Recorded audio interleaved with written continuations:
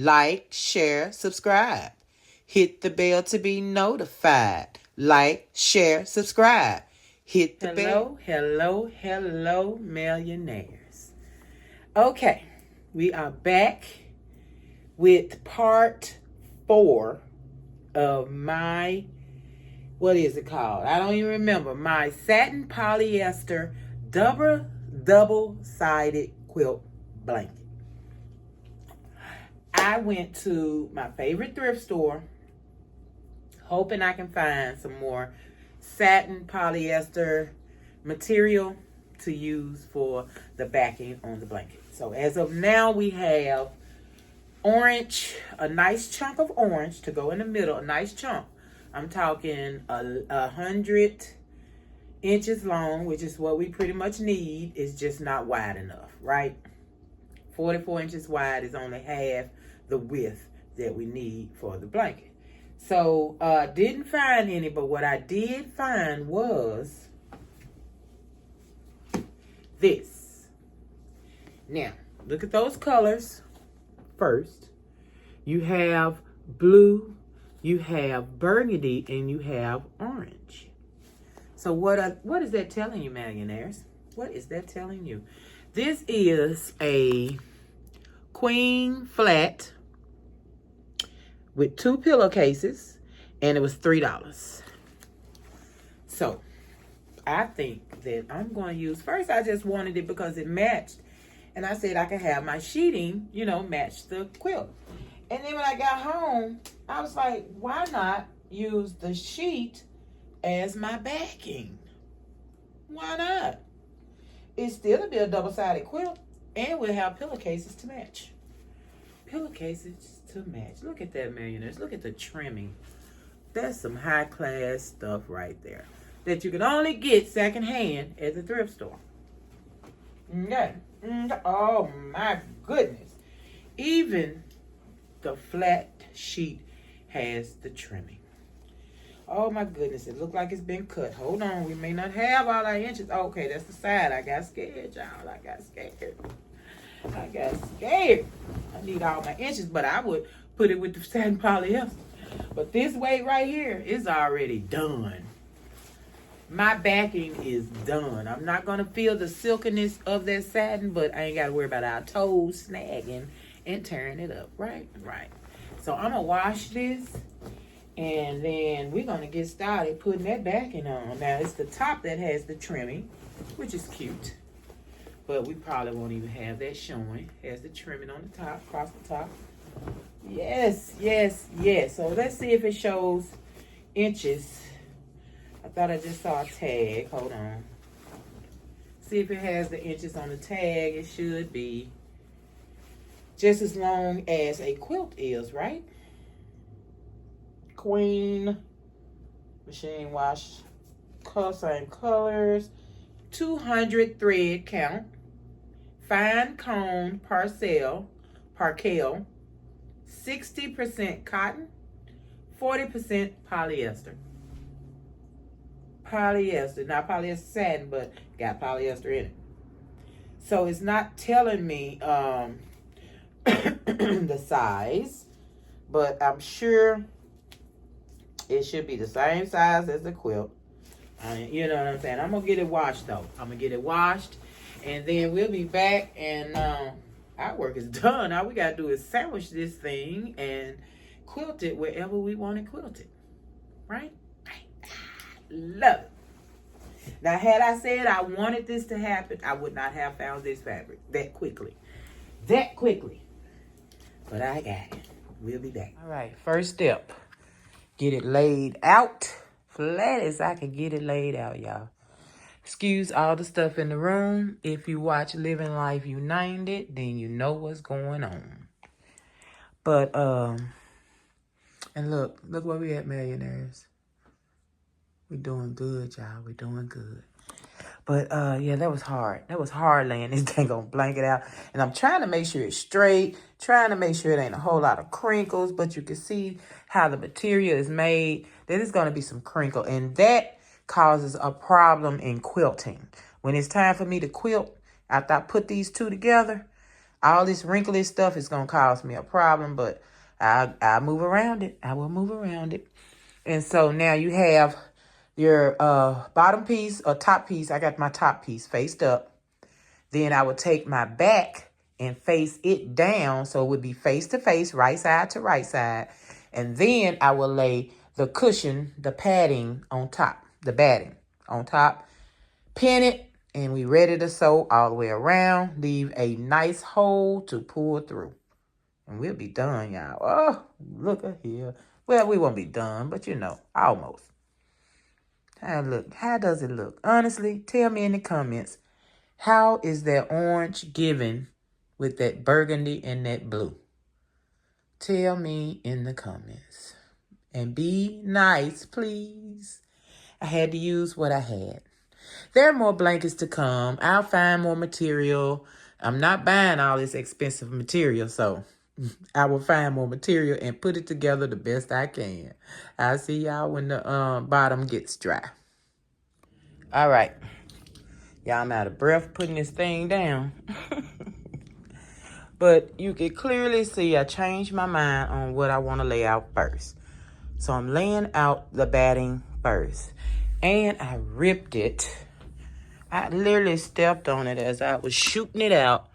And I ripped it, millionaires. I did not want to rip it. Oh, whatever.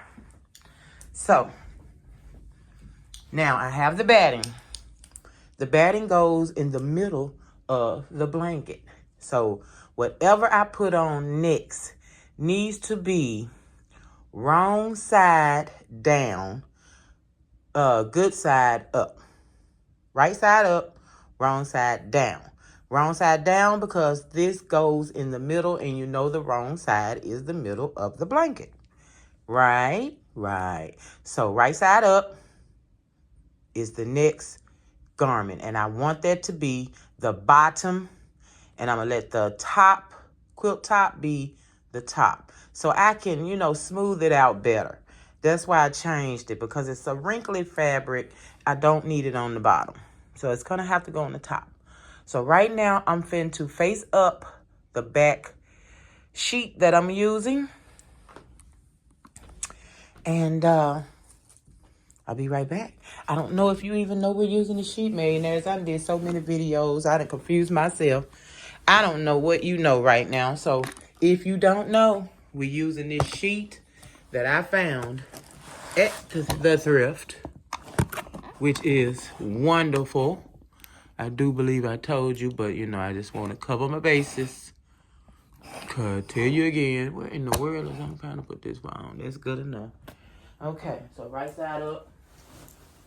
The color is magnificent to go with our blanket. Burgundy, blues, oranges. It's a little on the dull side, not as bright, but it'll do the job. So once I lay this out, this will let me know how much batting I'm gonna need to cut off. Well, actually, once I put the top on top of this, I just want you to see. I'm gonna lay this out.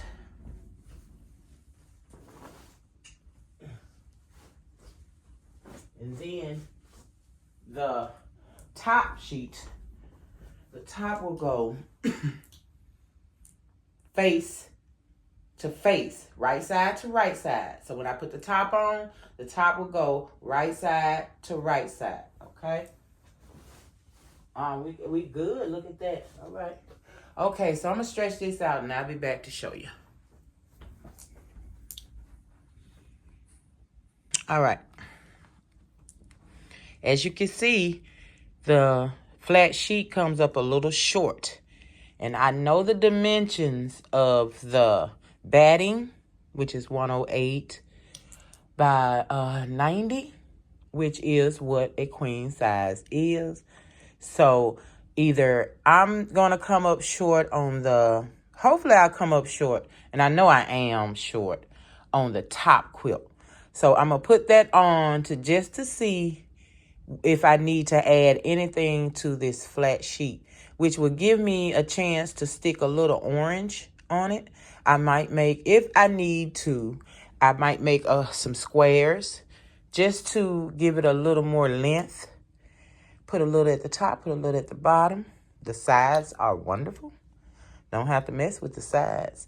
So if this top quilt right here is bigger, and if it's, I know it's not, but I'm finna put it on. We'll see. I just want you to see how much shorter my flat sheet is versus the batting. I just want you to see that. So let me put on the top and we'll see what we got.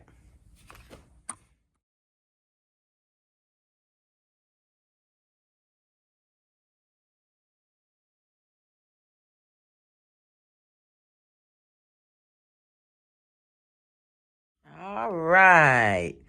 My quilt top fits perfectly to the flat sheet.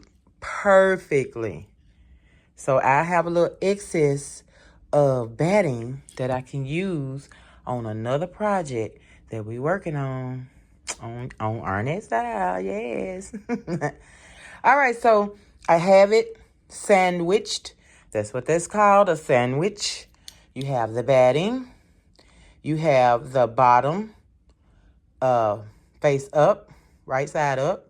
You have the top, quilt top, face side down, right side down. So now I can pin it all the way around. Make sure I just really flush it out the best I can. Just straighten it out. Try to get as many wrinkles as I can out. Then I'm going to pin it. I'm probably going to start in the middle. Work my way out straight, kind of rubbing it out and pinning. And then I'm going to cut the excess off the bottom and I'm ready to sew. So I'm going to leave a big hole in my square. I'm going to sew all the way around, leave a big hole so I can flip and do some quilting on the top. And we'll be done. All right, so let me get this smoothed out and pinned. I shall return.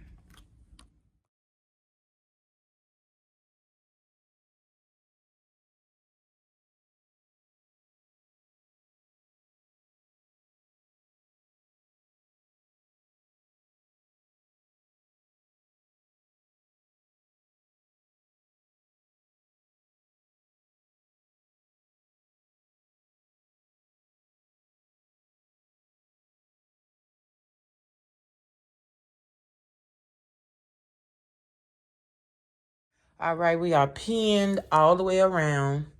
Few pins in the middle. I don't know if I'm going to leave them in there or not while I'm sewing because you already know I think I'm going to take them out, y'all. Because they're going to keep sticking me if I don't. But we have the ends pinned, so we're going to have a lot of trimming to do. As you can see, everything is not squared off, like it should be. But look at the material I'm working with. All right, and look at me. I'm not perfect. So it is what it is. Good thing I ain't selling it, huh?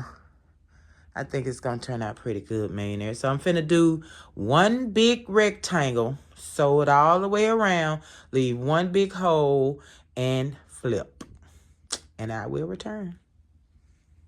All right, so I have nestled myself in this corner of my bedroom because it's cold in the rest of the house. And I'm going to try to sew this big blanket in this corner without messing it up or getting stuck a million times by these pins. Okay, so that's what we're doing now. We're getting this sewn up. I'll see you in a minute. All right, so I have pulled it through right size on the outside now. So now I'm going to close the hole and sew my edges all the way around. I'm going to finger press it open or closed or down, and I'm going to sew all the way around on the edge. I'm going to pull out my corners probably with a pin, a safety pin. Just take it and pull out those little corners. Make sure my corners are good. And I'm going to sew all the way around, sewing my closure. And then I'll lay it out and let you see where we are. All right, man. It's a big blanket.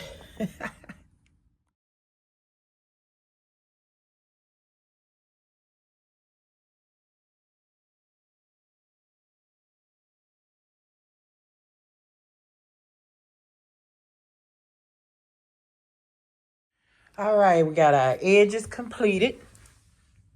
You can see that little small seam and closed up.